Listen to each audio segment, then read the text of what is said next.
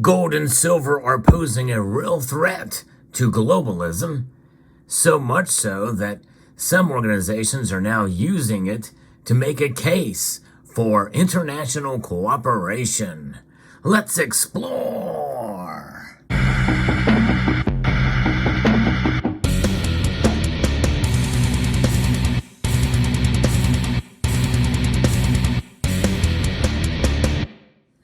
And the International Monetary Fund is one such organization, but I'm sure there are others. In fact, we know that even the World Economic Forum, gold and silver have been mentioned there.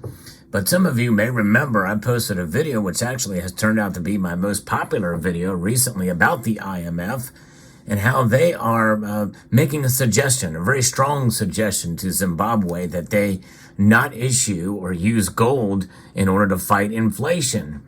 Now, you and I both know that the ultimate fight against inflation is with sound money, with discipline. And what better way to discipline your fiscal, your monetary system than to use or tie it to gold and silver?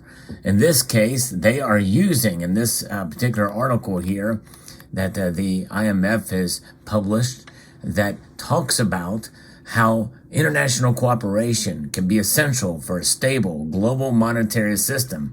And they use gold and silver as a test case here based off of history. This is why you see these coins here. So I'm going to go through this article and we're going to pick it apart a bit here. 1873 marks a turning point in monetary history. In July, the Reichstag of the newly established German Empire replaced an array of silver-based currencies with the gold mark.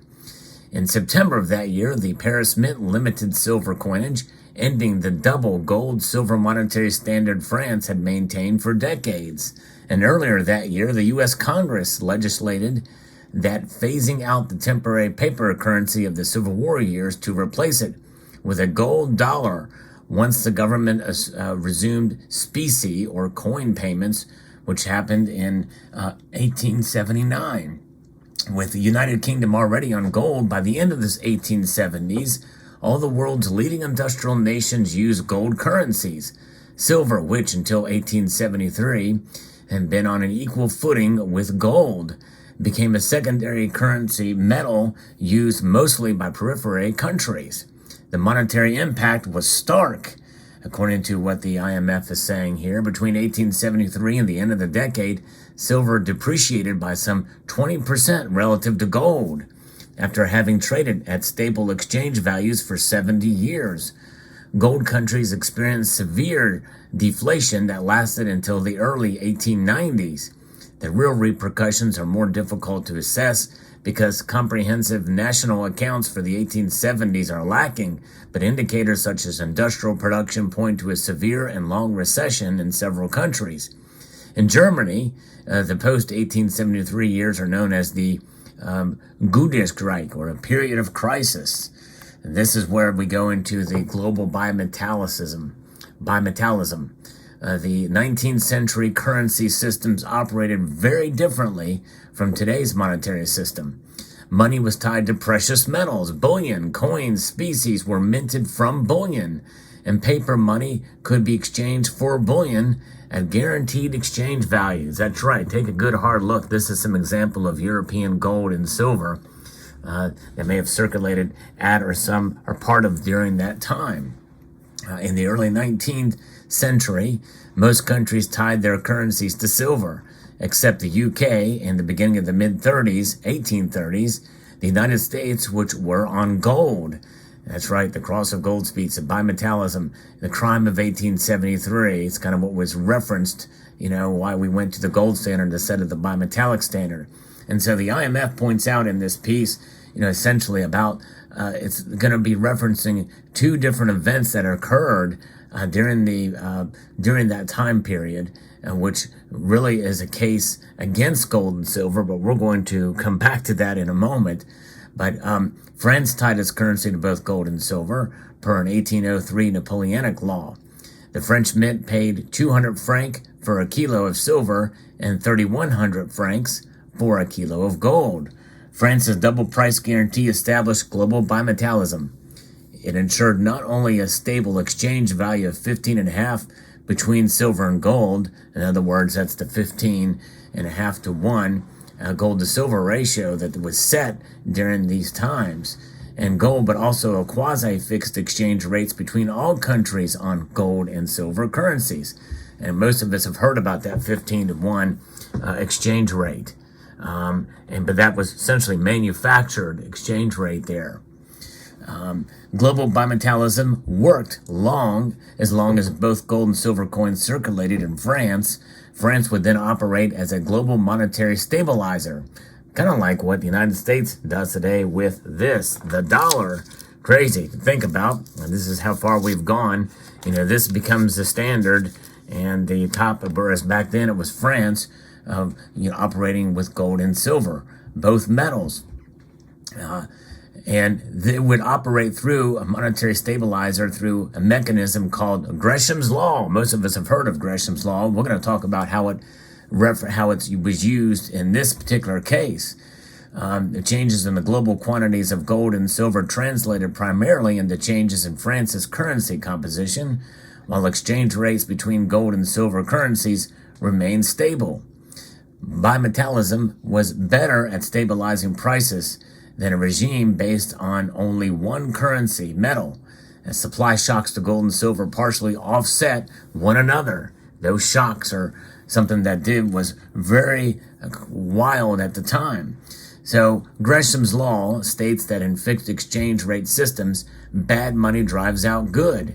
In the case of bimetallism, it worked as follows.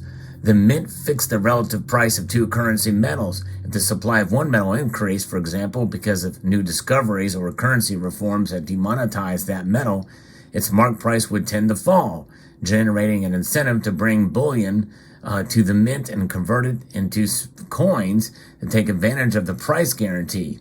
Conversely, the other, now scarcer and more difficult, relatively more valuable metal would be withdrawn from circulation. That's essentially would be gold. Changes in bullion supply therefore shifted the composition of specie in favor of the cheaper inflationary currency metal, as long as the mint's price guarantees was effective. This monetary principle is named for Sir Thomas Gresham, who was a financial agent of the first Queen Elizabeth. Global bimetallism operated seamlessly until about 1850. Then, large gold discoveries in California and Australia increased global gold production by a factor of 5. So per Gresham's Law, the share of gold in French specie surged from less than 30% around 1850 to more than 85% in the mid-1860s. And so it gradually drawn down on currency experts that this was a dangerous development for bimetallism. If gold crowded out silver entirely from French specie, France would become a de facto gold country. The bond between gold and silver currencies would break, and the world would split into gold and silver blocks, triggering potentially violent movements in exchange rates and prices. You see where we're going here with this? Follow me. The concerns ran especially high in Germany. Most German states used silver currencies without the bimetallic bond. Germany would find itself on a different monetary regime than the world's leading economies, the UK, the US, and France, and would trade with them on floating exchange rates. Economics and businesses feared this would demote Germany to a periphery economy, and not everyone in France was happy with bimetallism either, especially with the fluctuations in specie compositions that France had to endure. So given these strains, how did bimetallism survive in the 60s, 1860s? 1867, Napoleon III hosted an international monetary conference in Paris to seek alternatives. It issued a non-binding recommendation for a global currency system based on gold. France itself seemed to be leading the world away from bimetallism. Making a recommendation was one thing, implementing it was another. Not least for France itself, moving to gold required getting rid of France's silver coins, but silver would devalue once the bimetallic bond was dissolved, and silver demonetized by abandoning the practice. France would impose a loss on itself. In Germany, a growing sea of voices demanded replacement of silver with gold or a bimetallic currency. But the German state could shed silver coins only if someone exchanged them for gold. And in the bimetallic system, this someone could only be France. According to Gresham's law, German reform would trigger a large increase in French silver circulation world. Would France tolerate this, or would it cut the bimetallic bond in order to avoid getting swamped with silver? So in the 1860s, there was no easy way out of bimetallism. It would deter other countries from changing the system's parameters, but it could not end bimetallicism itself, and without incurring significant costs. So bimetallism prevailed. Markets could remarkably trust in the arrangements and treated gold and silver-based assets as near-perfect substitutes. And so we just saw some reforms in some of these other nations, and it talks about, but in September 5th of 1873, France settled into the indemnities last installment, and that allowed much of earlier payments than originally anticipated, and the Paris Mint limited silver coinage and therefore broke the bimetallic bond, and which was an unexpected move for France. And even after the Dutch and German and Scandinavian reforms, it had accepted a higher share of the silver coins. Why would then it expose itself to the world to monetary instability? The measure appears to be self-destructive, and ending bimetallism harmed France, but it harmed Germany even more, as Germany sat off an even larger pile of silver that could now be sold only at a loss. And so this continued, and in the aftermath of all of this, it's now forgotten that the gold standard's early years were rough, and the new gold block persistent deflation drove up real interest rates and weighed on profits and investments. Distributional conflicts between debtors and creditors erupted and poisoned with political atmosphere. It soon dawned on the public that monetary decisions of the 1870s had something to do with this. Bimetallic lobby groups had formed and demanded the resurrection of the old monetary regime in some of these international conferences. Although another inflection point arrived in July of 1886 when a prospector in South Africa's Witwatersrand region found a rock that contained traces of gold. It turned out to be part of an enormous gold deposit. Ensuing gold boom dwarfed even the earlier Australian and California gold discoveries. The gold fed into the money supply, allowing liquidity-strapped economies to reflate rapidly as deflation came to an end, and the debt concerns weighed less heavily. So that's the other aspect of this. We saw some great gold and silver booms and discoveries of these metals. And so bimetallism operated smoothly as long as the financial environment was stable, and only one country, France, needed to sustain it. When the going got tougher, maintaining bimetallism would have been beneficial, but would have required international cooperation, and cooperation failed miserably. So that's their solution, international cooperation. Essentially, kind of like what they saw with France being the leader, but they wanted to have a cooperation and some arbiter there. And then the article concludes by saying, while today's monetary system operates very differently from that of the 19th century, boy, that's the understatement of the year, because at least they still use gold and silver, monetary stability remains a global public good, which requires international cooperation. Monetary stability shares this basic feature with all global public goods, from securing peace and stability to safeguarding the world's climate. So there you go. So that's how it ends. The last word in this being climate.